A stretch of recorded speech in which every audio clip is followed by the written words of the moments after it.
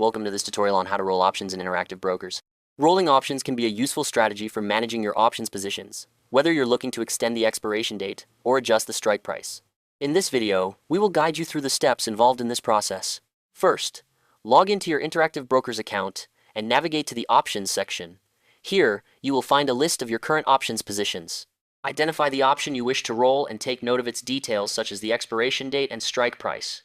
Rolling involves closing your existing position while simultaneously opening a new one, so keeping track of these details is essential. Next, you will want to close the position you are rolling. Click on the position you want to roll and select the option to close it. Make sure to review the order details before submitting the trade. This is an important step as you want to ensure you are closing the correct position.